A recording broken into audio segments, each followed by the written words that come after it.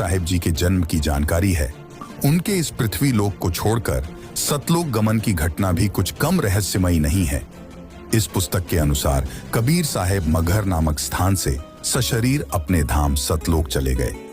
उसके बाद इस भ्रम को तोड़ने के लिए कि जो मगहर में मरता है वह गधा बनता है और काशी में मरने वाला स्वर्ग जाता है। बंदी छोड़ कहते थे कि सही विधि से भक्ति करने वाला प्राणी चाहे वह कहीं पर प्राण त्याग दे, वह अपने सही स्थान पर जाएगा। उन नादानों का भ्रम निवारण करने के लिए कबीर साहिब ने कहा कि मैं मगहर में मरूंगा और सभी ज्योतिषी देख लेना कि मैं कहां जाऊंगा, नरक में जाऊंगा या स्वर्ग से भी ऊपर सतलोक में। कबीर साहिब ने काशी से मगहर के लिए प्रस्थान किया। बीर सिंह बघेला और बिजली खां पठान ये दोनों ही सतगुरु के शिष्य थे। बीर सिंह ने अपनी सेना साथ ले ली कि कबीर साहिब वहां पर अपना शरीर छोड़ेंगे। इस शरीर को लेकर हम काशी में हिंदू रीति से अंतिम संस्कार करेंगे। यदि मुसलमान नहीं मानेंगे तो लड़ाई करके शव को लाएंगे। सेना भी साथ ले ली। अब इतनी बुद्धि है हमारी। हर रोज शिक्षा दिया करते कि हिंदू मुसलमान दो नहीं हैं। अंत में फिर वही बुद्धि। उधर से बिजली खां पठान को पता चला कबीर साहिब यहाँ पर आ रहे हैं। बिजली खां पठान ने सदगुरु तथा सर्व आने वाले भक्तों तथा दर्शकों की खाने तथा पीने की सारी व्यवस्था की और कहा कि सेना तुम भी तैयार कर लो, हम अपने पीर कबीर साहिब का यहाँ पर मुसलमान विधि से अंतिम संस्कार करेंगे। कबीर साहिब के मगहर पहुंचने के बाद बिजली खां ने कहा कि महाराज जी स्नान करो। कबीर साहिब ने कहा कि बहते पानी में स्नान करूंगा। बिजली खान ने कहा कि सदगुरु देव यहाँ पर साथ में एक आमी नदी है, वह भगवान शिव के श्राप से सूखी पड़ी है, उसमें पानी नहीं है। जैसी व्यवस्था दास से हो पाई है पानी का प्रबंध करवाया है, लेकिन संगत बहुत आ गई। नहाने की तो बात बन नहीं पाएगी। पीने का पानी पर्याप्त मात्रा में बाहर से मंगवा रखा है। कबीर साहिब ने कहा कि वह नदी देखें कहां पर है। उस नदी पर जाकर साहिब ने हाथ से ऐसे इशारा किया था जैसे यातायात ट्रैफिक का सिपाही रुकी हुई गाड़ियों को जाने का संकेत करता है। वह आमी नदी पूरी भरकर चल पड़ी। यह आमी नदी वहां पर अभी भी विद्यमान है। सबने जय जयकार की। साहिब ने कहा कि एक चद्दर नीचे बिछाओ, एक मैं ऊपर ओढ़ूंगा, क्योंकि वे तो जानी जान थे। कहने लगे कि ये सेना कैसे ला रखी है तुमने। अब बिजली खां पठान और बीर सिंह बघेला आमने सामने खड़े हैं। उन्होंने तो मुंह लटका लिया और बोले नहीं। वे दूसरे हिंदू और मुसलमान बिना नाम वाले बोले कि जी हम आपका अंतिम संस्कार अपनी विधि से करेंगे। दूसरे कहते हैं कि हम अपनी विधि से करेंगे। चढ़ा ली बाहें, उठा लिए हथियार तथा कहने लगे कि आ जाओ। कबीर साहिब ने कहा कि नादानों, क्या मैंने यही शिक्षा दी थी 120 वर्ष तक। इस मिट्टी का तुम क्या करोगे? चाहे फूंक दो या गाड़ दो, इससे क्या मिलेगा?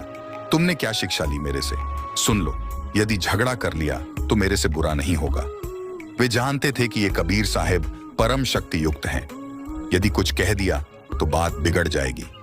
शांत हो गए, पर मन में यही थी कि शरीर छोड़ने दो, हमने तो यही करना है। वे तो जानी जान थे।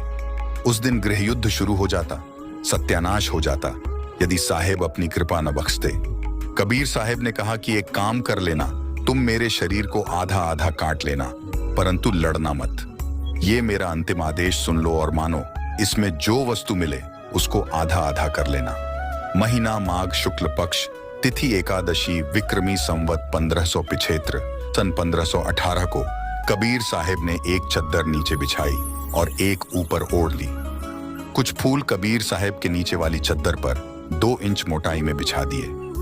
थोड़ी सी देर में आकाशवाणी हुई कि मैं तो जा रहा हूं सतलोक में, स्वर्ग से भी ऊपर। देख लो चद्दर उठाकर, इसमें कोई शव नहीं है। जो वस्तु है वे आधी आधी ले लेना, परंतु लड़ना नहीं। जब चद्दर उठाई तो सुगंधित फूलों का ढेर शव के समान ऊंचा मिला। बोलो सतगुरु देव की जय। बीर देव सिंह बघेल और बिजली खां पठान एक दूसरे के सीने से लगकर ऐसे रोने लगे जैसे कि बच्चों की मां मर जाती है।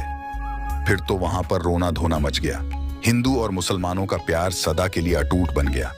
एक दूसरे को सीने से लगाकर हिंदू और मुसलमान रो रहे थे।